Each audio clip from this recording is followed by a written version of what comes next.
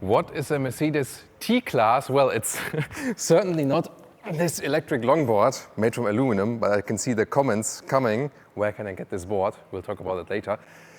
This is the new Mercedes T-Class as a first concept prototype vehicle as EQT. That means it's the electric version, and there will be both versions, the electric one and also petrol and diesel. It shall be a new entry-level van, supposed to be even cheaper than the Mercedes A-Class as the short version. This is here the long version today. And you can see this EQ resemblance. We've recently seen the all-new electric S-Class, the EQS, and here you can see the black panel front grille with the small star, or the tiny stars in the front.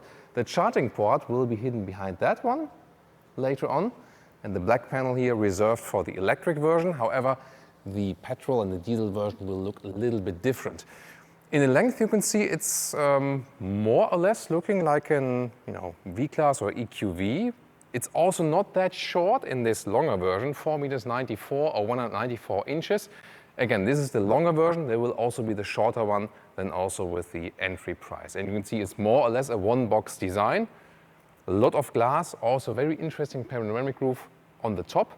Here, this concept vehicle has 20-inch wheels, but from the whole shape, it's supposed to be already quite close to the later on all-realistic vehicle. So, as an electric vehicle, the range won't be that high, because when we look at the Renault cooperation partner, we are about 44 kilowatt hours as for the battery and 260 kilometers or 160 miles for the range. Even more interesting will be the normal petrol and diesel versions, because you can get the price lower. And here in the rear you can see an interesting light signature going all the way across the vehicle. So this is supposed to bring more design character to a van world, and maybe also for families. Clearly designed on private use, so the Mercedes T-Class will be the private version, also in the EQT, the EV, and the Citan or E-Citan will still be the commercial versions, as you maybe also know today. Well, in the family van, it's more important to have more versatility, so we don't go from front to rear, but from rear to the front. And here, you can see, because I want to show off that to you, this is the storage space here for the electric longboard. And let me put that in again. Here we go. Careful not to scratch the precious concept. Here we go. So, you have your board stored also for the helmet, for example, and for other accessories. And here, the third seating row, you can either fold the seats or you can also completely take them off. And also the shorter version will only have 5 seats. This one here, the longer version, 7 seats. Interesting door handle concept. You press it here and then they come towards you like this. It will probably be a little bit different in the final version. Sliding doors on both sides. That's of course really good for families, so you can get your kids in and out, especially also with child seats. Isofix at the outside parts here on the second seating row. And you can see this is already delivering a lot of space and easy in and out. And well, in this case already quite high, so definitely ideal for kids. And yeah, I feel rather lost here. Then no middle tunnel at all, so you can easily slide to the middle part. And once again, I think for kids, ideal, because you sit so high, you have good view to the front and so on. By the way, these seats here, they are from animal skin.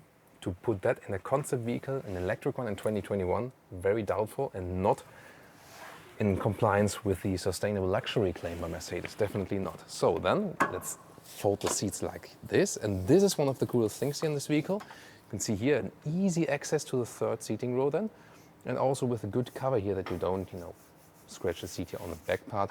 Maybe it could be a little bit longer, because when the kids are getting in and out, now let's get inside, and it's always a lot of fun to get in the third seating row, and I smell the comments, Thomas in the third row. Well, here we go, and we can slide the seat forward and backward here in the third seating row, but as I said, you can also completely remove it, and when they're all the way back, and it's also possible to get behind the second seating row. In the final version, probably will also be possible to lean them a little bit more forward, but even as it is like this, you can sit here, you can push out the head restraints, of course, a little bit higher and so on.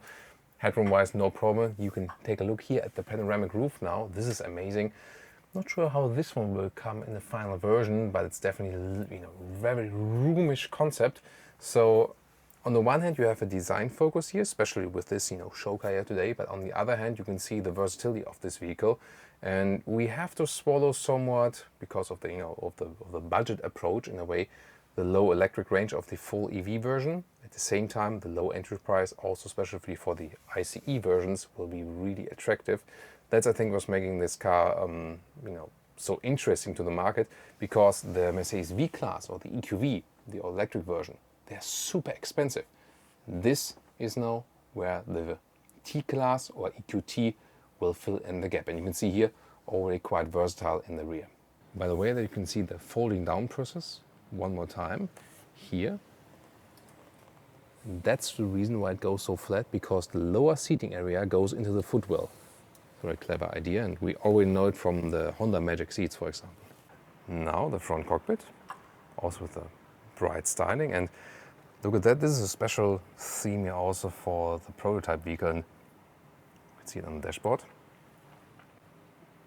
But I want to see your comments. I mean, doesn't it look like when sometimes you buy some new electronics and there's this blue foil, to protect something, and you think of, let's get it off.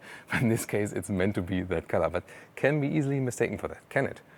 Then steering wheel, you know it from Mercedes E-Class before it was changed into capacitive buttons, and I think that's a really good solution. Here you can still feel how you can set the cruise control on the right side and for the volume and so on. So I prefer this version definitely.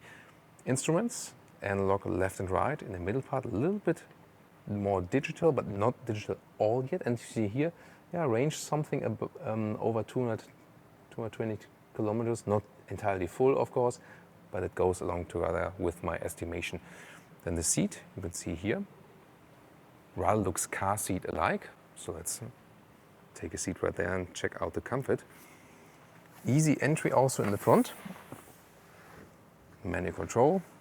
And this feels actually quite familiar. So the interesting thing is that on the outside, very futuristic. Of course, also with the electric longboard, it was also very futuristic. But here in the front, it's more or less, a classic or familiar feeling.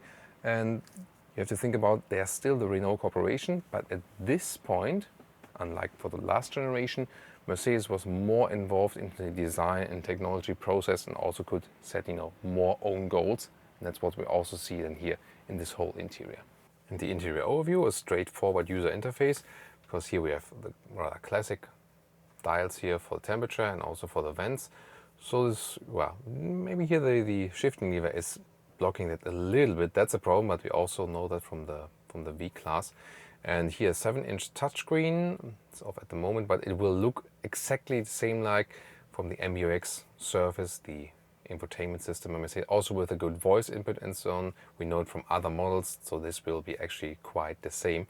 And this is also new to this small van segment or mid-size van segment, that you have a sophisticated infotainment system.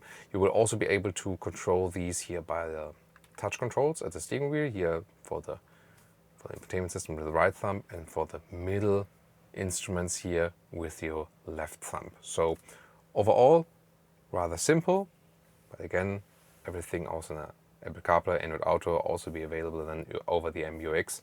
So this will be quite interesting. And now to our conclusion for today with goodbye. And hello again with the Mercedes T-Class, a first look, especially now with the EQT focus for the day, the all-electric version. So what's the crucial thing here about the new T-Class is it will be an entry-level van, and especially interesting as a petrol or diesel version. Probably today more as the petrol version, because then maybe have a family and you can get a van with a way lower price than the Mercedes V-Class and still have some Mercedes MBUX infotainment system on the inside, some other luxury features, and of course, just a star badge instead of a Renault badge in the front. That will be very important. Would be to me maybe as well. The electric version, probably not that high in the range, so this won't be the most interesting thing, although visually, of course, it's the interesting thing for today. The EQT, especially with this black panel design. And I think it's also a quite interesting approach to bring some more design objective here in this segment, because this is also catching some interest of new customers probably. On the interior, it's really interesting that there will be foldable second seating row. This will be quite practical, and also especially with the 2 sliding doors. And in the rear then, flexible that they can take out the seats as well. This being the longer version already comes quite close to a Mercedes V-Class as we see today in the shortest version. So maybe even more interesting will be the short version of that, because it will be even more accessible in the price and you can get along in the city even better. So looking forward to that. We will keep you updated here on our channel with the all-new Mercedes T-Class. And now you know what the T is. Well, maybe they could have named it T1000 or something. Yeah, that would have been cool, right? But this day, the EQT for the day. Looking forward to your comments. What do you think? Would you go for an EQT, an all-electric version?